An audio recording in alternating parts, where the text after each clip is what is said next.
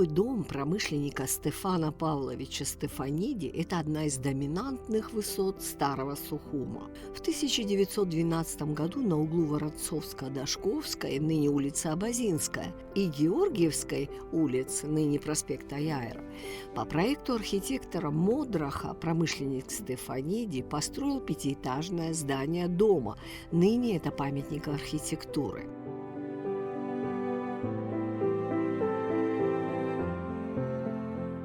Многоквартирный дом Стефан Павлович сдавал под жилье, а на первых этажах располагались частная аптека и магазины.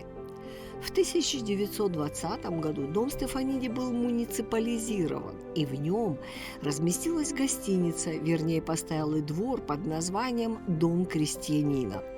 Здесь останавливались на ночь крестьяне из абхазских сел, привозившие сельскохозяйственный товар на рынок. Рынок же располагался в квартале от этой гостиницы на территории нынешнего парка «Сказка». В 1930-х годах здесь располагалось общежитие для студентов субтропического института. В настоящее время здание используется под жилье, а на первом этаже располагались аптека, юношеская библиотека и магазины. Сабина, мало кто знает, что дом Стефаниди – это постройка разных периодов. Сначала был вот это крыло по проспекту Аяйра, и только позже возникло крыло по Абазинской. Что ты скажешь о первом строении? Дом промышленника Стефана Стефаниди в 1912 году это здание было самым высоким зданием Сухума. Это был доходный дом. Доходные дома – это такие дома, которые верхние этажи, которых сдавались как квартирные, первые этажи были торговыми. И в частности сам хозяин мог проживать в этом доме на верхних этажах обычно. Двухэтажный объем, который мы с вами видим, был построен в 1902 году архитектором Анисимовым и принадлежал купцу Кочарава. И в 1912 году этот дом выкупает как раз Стефан Стефаниди. Двухэтажный объем, который расположен по проспекту Мира, он с ярко выраженной центральной осевой симметрией. И мы с вами видим трехчастное окно в центре, дверной проем, и также весь фасад, на протяжении всего фасада мы видим фигурный карниз профилированный. В каких-то местах он с центральных, в частности, он с таким лучковым завершением. И по центру мы с вами видим аттик фигурный, тоже который трехступенчатый. Также мы с вами можем увидеть на втором этаже окна, тоже такие трехчастные, вертикальные узкие окна, они повторяются здесь. А на первом этаже мы с вами видим широкие квадратные проемы, обозначающие, что здесь вот торговые помещения находятся и находились, естественно.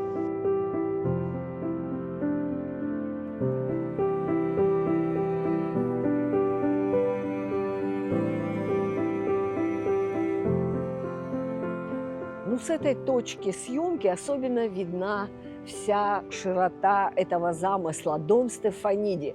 Единственное, что я могу сказать, что это дом угловой и что он по своей композиции асимметричен. Сабина, что ты скажешь о композиции уже нового объекта, построенного чуть позже? Да, мы сейчас с вами находимся на угловом фасаде, да, получается, тут улица Абазинская и проспект Мира. Этот объем был построен в 1912 году по заказу, конечно же, Стефаниди, и выполнил заказ архитектор Модрах. Но архитектору очень, мне кажется, грамотно и органично удалось вписать вот этот новый объем к уже существующему двухэтажному объему. Здесь мы с вами видим, можно сказать, пятиэтажное здание, оно состоит из 4 этажей с мансардой. И также мы с вами видим башнеобразный объем со шпилем. Но по улице проспект Мира мы видим с вами трехэтажный, главный, можно так сказать, тоже фасад. Он трехэтажный, и где стыкуется старый объем двухэтажный с новым пятиэтажным, мы с вами видим аттик. Тоже, мне кажется, умышленно был такой прием сделан архитектором. И еще хочу заметить, что по этой стороне, по проспекту Мира, мы видим, что фасад становится ступенчатым. То есть мы видим 2 этажа, 3, плавно переходим на 4 и 5. То есть в Модрах хотел все-таки вписаться Да, в да. имеющуюся архитектуру, поэтому возник этот атик. Я правильно понимаю? Да, да, да. Он повторил те аттики, которые были уже на другом фасаде, в том месте, где сливаются два объема, новый и старый. Я думаю, конечно же, это было сделано умышленно. И мне кажется, что людям, которые тут проживают, которые часто видят этот дом, даже не приходит в голову, что это какие-то два разных объекта. Это один полноценный объект, который архитектор талантливый смог преобразовать в один.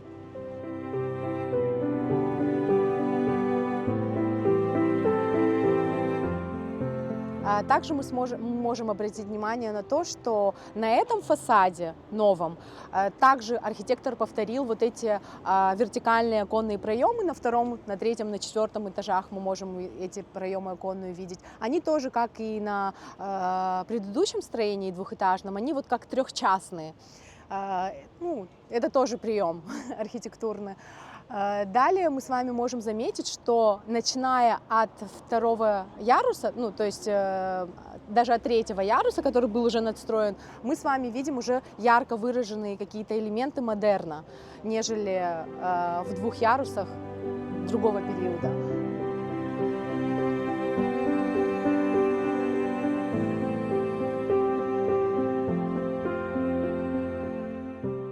На первом и втором этажах мы с вами можем видеть лопатки с фигурными оголовками, а на последующих этажах мы уже видим пилястры спаренные.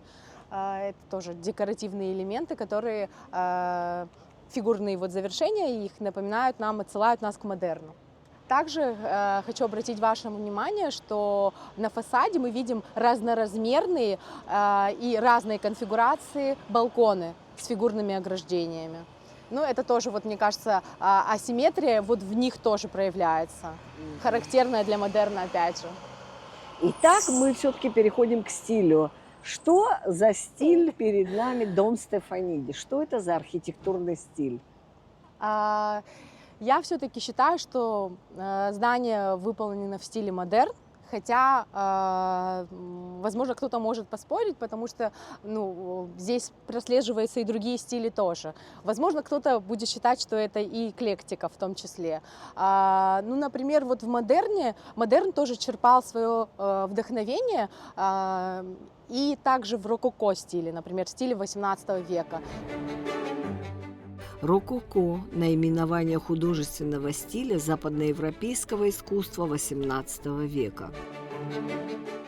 И тут на фасаде мы с вами вот видим там раковины, завитки, картуши. Это вот, может быть, вот такие вот элементы, которые уже в модерне тоже проявлялись, возможно, могут завести как бы в заблуждение людей. Но все-таки здание, особенно вот этот пятиэтажный объем, оно было построено в 1912 году, и все-таки благодаря своей детализации, этим растительным и каким-то мифическим существам на фасаде, растительным орнаментам и вот асимметрии, которая тут присутствует, все-таки это стиль модерн.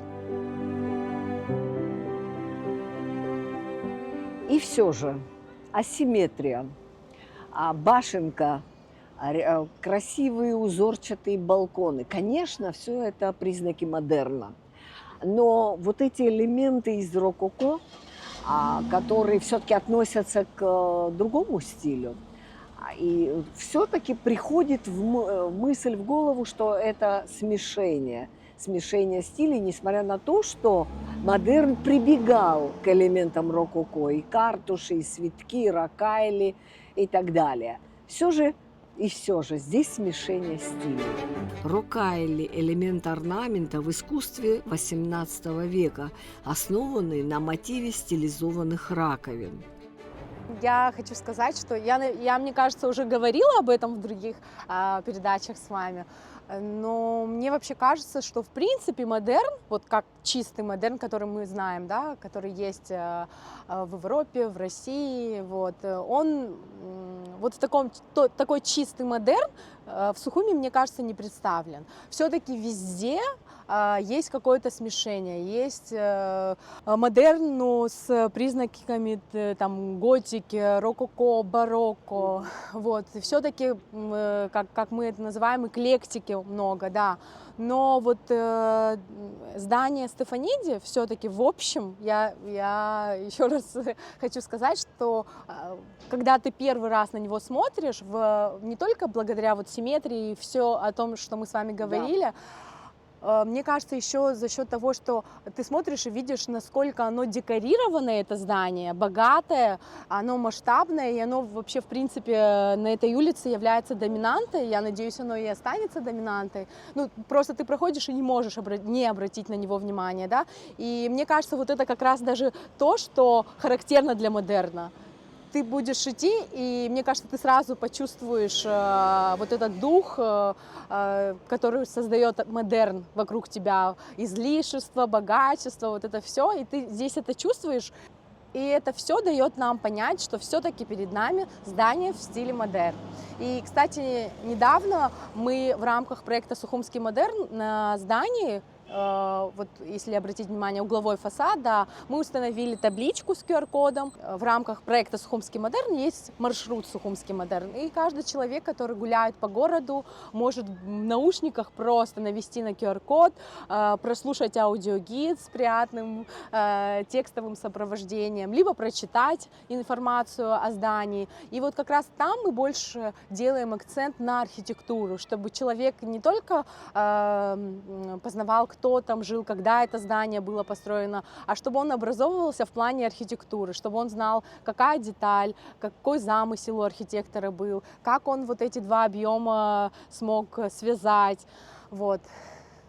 Ну что же, это звучит убедительно. И так Сухумский модерн и самый, я считаю, лучший образчик этого художественного стиля.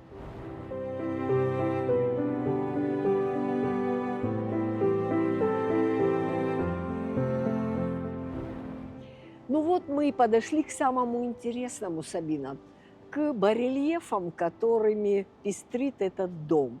Совершенно очевидно, что Стефаниди, грек по национальности, это была его задумка и просьба к архитектору. Вот эти мифические персонажи из древнегреческого фольклора, из древнегреческой литературы. Что скажет архитектор по этому поводу? Да, мне кажется, греческие корни владельца этого здания, они, конечно, тут отображены, я думаю, это очевидно. Тут мы с вами можем видеть очень разные персонажи. Мы с вами можем видеть грифонов, мифические существа, которые призваны охранять здание от потусторонних сил. Грифоны – мифические крылатые существа с туловищем льва и птичьей головой.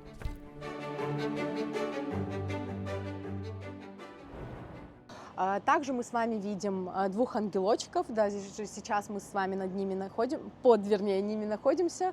Эти ангелы прикрыты гирляндой. В античной мифологии эти ангелы назывались путти. Мы видим, что между двумя путти лик, образ женщины, которая как будто свысока наблюдает за нами с вами сейчас.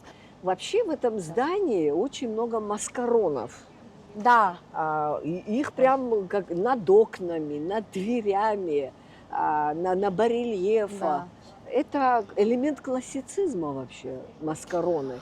Но зная, что модерн любит черпать вдохновение из других стилей. Да. Мы с вами здесь видим очень много фантастических существ, и если обратить внимание, в основном они находятся перед входными группами, перед окнами. Дело в том, что вот эти лесные, как вы сказали, существа, мифические какие-то животные, да, образы, они вообще призваны были защищать здание, как я и говорила, от каких-то внешних потусторонних сил. То есть они как защита, как каркас, который охраняет старожилы этого дома, в общем, этого здания. Да, здесь на самом деле очень много маскаронов. Мы с вами видели и на парных пилястрах какие-то маскароны, да. Опять же, повторюсь, мы видим с вами и грифонов, и мы видим этих ангелочков в пути, лики девушек. вот, лесных фей. Маскарон – декоративный элемент в виде маски зверя, мифического существа, человеческого лица. На одном из атиков мы видим барельеф богини Афины, и он единственный поясное такое скульптурное изображение. Что мы о нем скажем? Да, архитектор, получается, Анисимов, который строил вот двухэтажный объем, он выше всех расположил вот богиню войны и мудрости Афину, Афину Палладу. Скульптор изобразил Афину с ее неизменными атрибутами. Это скипетром и шлемом. Из-под ее шлема мы видим волосы, которые непослушно развиваются. И вот даже тут мы с вами можем сказать о том, что в декоративном оформлении фасада мы здесь, на самом деле наблюдаем корни владельца Стефаниди, греческие корни. Здесь очень много, на самом деле, из древнегреческой мифологии персонажей. Но все же я хочу сказать, что Анисимов при постройке двухэтажного здания задал этот мотив древнегреческий, а Модрах все-таки продолжил, и, на наш взгляд, очень удачно. По воспоминаниям старых сухумчан, в одно время можно было увидеть на шпиле здания пятиконечную звезду. Эту звезду установили большевики, и раньше она крутилась и светилась в темное время суток. В таких старых домах нашего города свой собственный микроклимат и уникальная энергетика. В советское время здесь было расселено много семей, поэтому в народе дом называли Шанхаем. Как же сегодня живется людям в старинном особняке?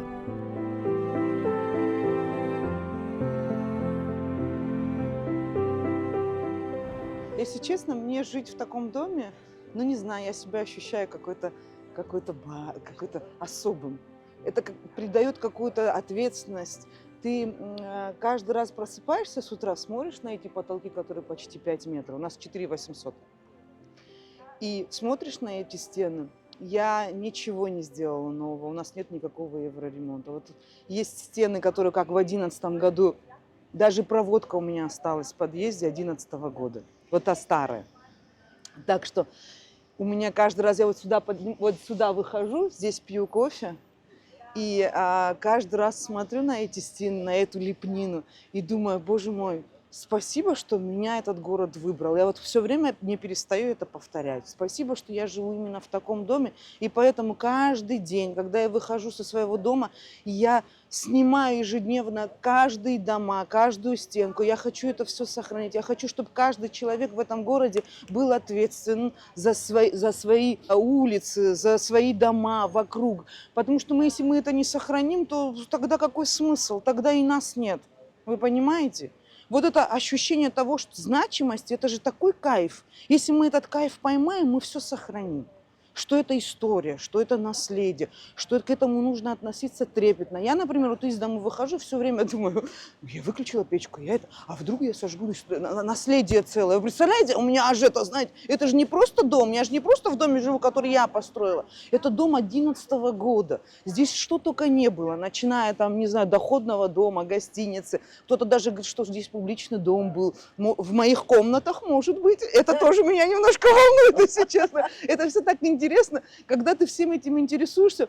И в доме у меня в квартире я все собираю, все про Сухум. Ваша книга у меня лежит, я все время это листаю. У меня, не знаю, все, что возможно. Вот Астик там стоит, он мне периодически какие-то находки, что-то. В общем, у меня квартира как музей. И я так от этого счастлива, не знаю, меня моим счастье переполняет. Вот я сейчас вас увидела, панически боюсь камеру, панически не даю никакие интервью, но так захотелось все это сказать. Надеюсь, что это искренне, и если я что-то неправильно сказала, то простите меня, пожалуйста.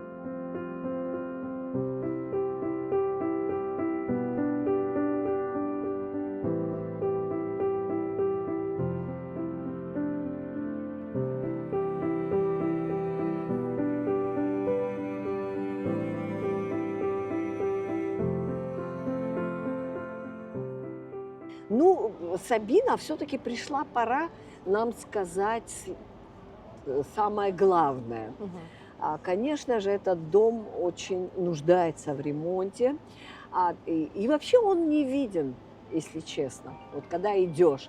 Но если он приведен будет в порядок, на мой взгляд, он сразу заиграет красками и проступят вот эти фигурки необыкновенные, которые очень красят этот дом. И самое важное, мы сохраним памятник архитектуры в городе Сухуми. Вот что скажет по этому поводу архитектор? Да, я согласна, что на здании, к сожалению, сейчас мы видим очень много визуального шума. Это и реклама, которая вообще никак не органично, не вписана никак в этот дом, к сожалению. Это и цвета, в которых выкрашены торговые помещения сейчас. К сожалению, они тоже разнятся. Все разные материалы, в общем, цвета, материалы здесь смешались полностью, конечно. И даже в некоторых местах мы видим с вами, что здание частично окрашено там либо в кипельно-белый, либо в черный цвет, что вообще диссонирует просто с этим зданием. К сожалению, все детали, о которых мы с вами говорили, весь декор на здании, сейчас он не виден, потому что он, вот над ним вот такая тяжесть в виде вот этого визуального шума. И очень сложно на самом деле вглядеться в лица этих маленьких Путти, в эти маскароны, в бедную Афину, которая над нами возвышается, потому что вот этот шум, он, конечно, мешает. Я думаю, что когда-нибудь мы с вами лицезреем, что это здание отмоют, очистят от вот этого визуального шума, и оно будет еще прекраснее, чем оно сейчас. Кстати говоря, на самом деле многие не знают, что здесь есть по проспекту Мира вход в это здание, и когда ты попадаешь туда, ты видишь, что ты находишься в доме колодца. Там тоже очень красивые ограждения, лестничные площадки красивые.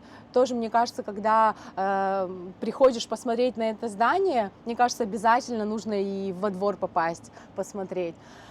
Ну, жильцы, конечно, верхних этажей по-своему что-то делают, насколько возможно сохраняют. В принципе, техническое состояние здания очень хорошее. Я просто сама тоже не раз бывала в квартирах в этом доме, поднималась по лестничной площадке, которая находится в этом доме, по лестнице. Все в очень хорошем состоянии. Сейчас самое главное привести в порядок вот фасадную часть по проспекту Мира и по Абазинской.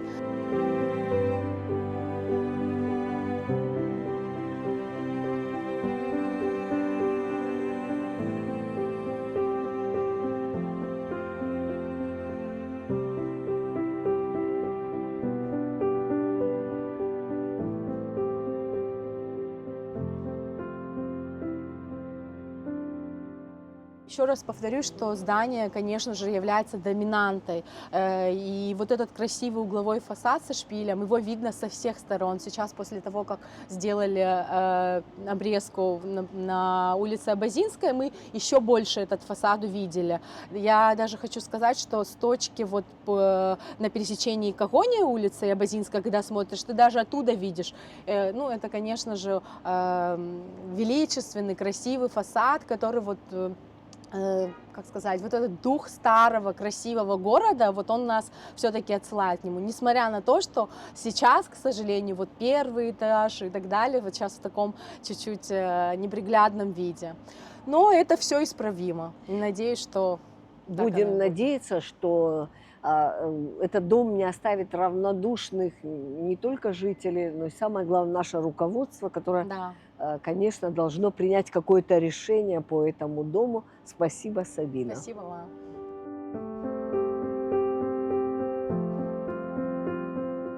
Величественному зданию на проспекте Аяйра исполнилось уже 114 лет. Дом отчаянно нуждается в капитальном ремонте. Сами жители своими силами пытаются его подновить, но этого недостаточно. Торговый дом Стефаниди – памятник архитектуры. Он входит в список историко-культурного наследия Республики Абхазия и, конечно, нуждается в нашем пристальном внимании к нему.